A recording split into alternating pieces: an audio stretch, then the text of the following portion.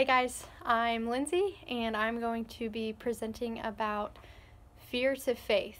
And through that, I'm going to be discussing fear and faith, obviously, but then also going into fearlessness and just that idea and how that's important to us as coaches or administrators or athletes, and just how that plays a role in our everyday lives. So let's jump in. So first, I think it's super important to define fear. So fear really is it's an unpleasant emotion, as I know we all know, but it's driven by this belief that someone or something has the ability to harm us, to cause us danger, and so that can be manifested in a lot of ways. Athletes could be afraid of performance, they could be afraid of their coach, just different things that really have power over an athlete's performance.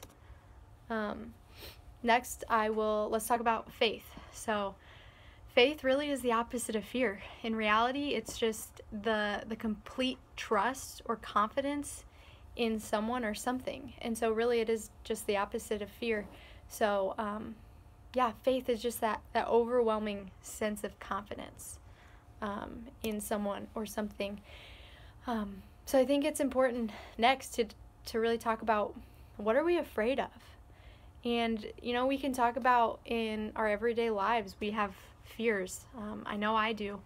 But specifically for this, I wanted to look at what are our athletes afraid of? And so to try to come up with that, I thought back to my own experience as a player.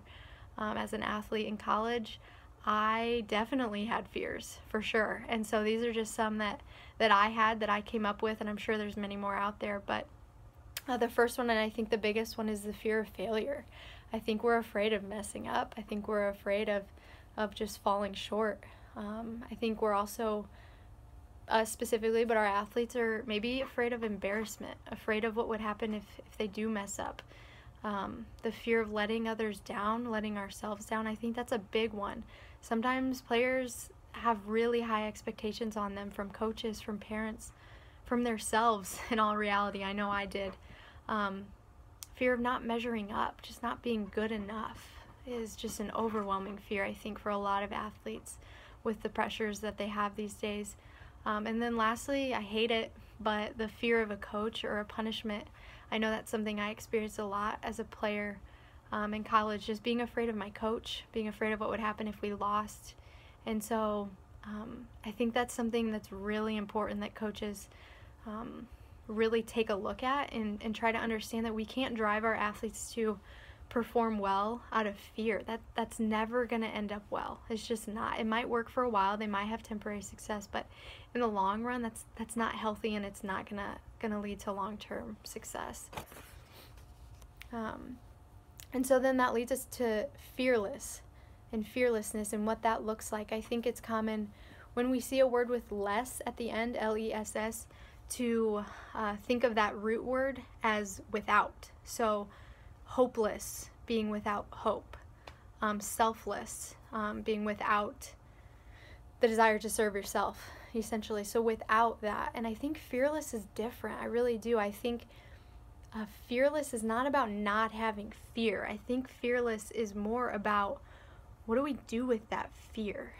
Do we let it hold us captive and cripple us, or do we do it anyway? Do we act on the situation anyway?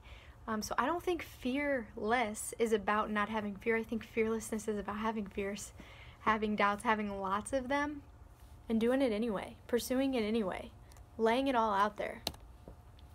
And so it's interesting that I chose this topic, because this fall my coaches and I have been going through a book called In a Pit with a Lion on a Snowy Day. And basically the premise of this book is that it talks about lions, and what are your lions in your life? What's maybe that thing that man, I should probably pursue that. I should really tackle that. Maybe it's a career that you've been hesitant about. Maybe it's a relationship you're hesitant about.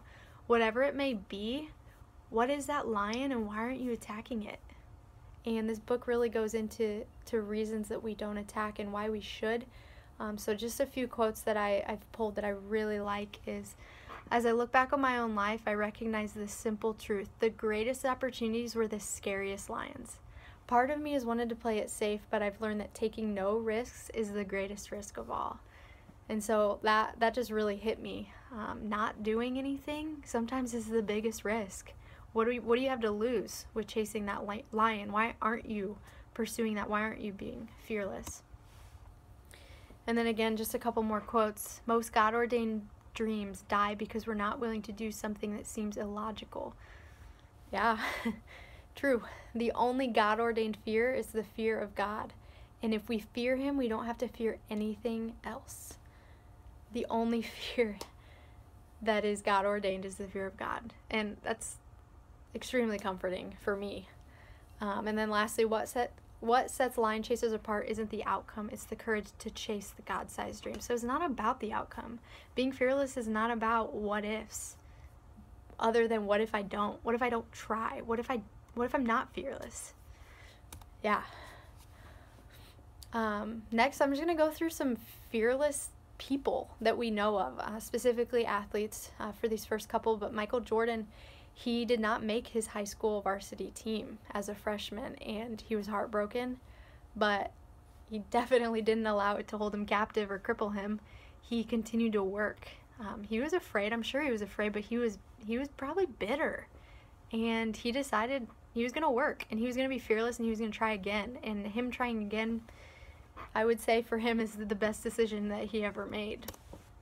And then Bethany Hamilton, she's a professional surfer, but at age 13, she was attacked by a shark.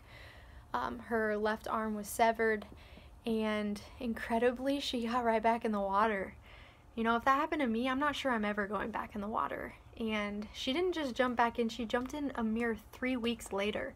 And she was fearless, and she was unafraid. And when I say she was fearless, that doesn't mean she wasn't afraid. I'm sure she was absolutely terrified, but she was fearless in that she did it anyway. Some other famous failures that we may know about. Walt Disney was fired from a newspaper for lacking imagination. Yikes. Steve Jobs was let go from a company that he had started when he was age 30. The Beatles were rejected, said they would never make it in showbiz. Albert Einstein didn't speak until he was 4 years old, said he would never amount to anything. Oprah Winfrey was also fired as a newscaster. She just didn't have it in her. And all these people had these setbacks, but they weren't afraid. They didn't quit. They were fearless, and they kept pursuing, and they kept pursuing until they got the end result. Theodore Roosevelt, in our book Ethics 101 by John Maxwell, it talked a lot about courage and fearlessness and not letting things hold us back. And Theodore Roosevelt is an extremely good example of that. He was puny, he was small, and he was weak, and he knew that. He knew that growing up. And so this is just a quote in there by John Maxwell, but essentially he just didn't let it hold him back. He was fearless in the pursuit of what he wanted, and he ended up becoming one of our most vigorous presidents in the United States. Fearlessness in the Bible. So one of my favorite verses, 2 Timothy 1:7, for God did not give us a spirit of timidity, but of power and love and self-discipline. And here it says of a sound mind. But fearlessness and faith are talked about so much in the Bible. And it's really one of those things that is talked about so much, but I think we struggle so much too. You know, we can look to the Bible for the encouragement, but it's still there, and that fear is there. And so continuing to flood our minds with Scripture and to understand that our only true fear should be fear of God, and the comfort that we can find in that. And then Daniel 3 talks about Shadrach, Meshach, and Abednego, and I won't go through the whole story, but essentially they're going to be thrown into a fiery furnace, and they're basically like, you know, we're not afraid. Like, we know God. We got God on our side. So just the faith that they were able to have in such a terrifying moment that no one would question if they were afraid. This movie clip, Facing the Giants, is just an incredible example of fearlessness that this football player was able to show. So I highly encourage you, check that out. And then just to close for us, my favorite verse, Isaiah 41:10, so do not fear, for I am with you. Do not be dismayed, for I am your God. I will strengthen you and help you. I will uphold you with my righteous right hand. Thank you guys for listening. I hope you enjoyed.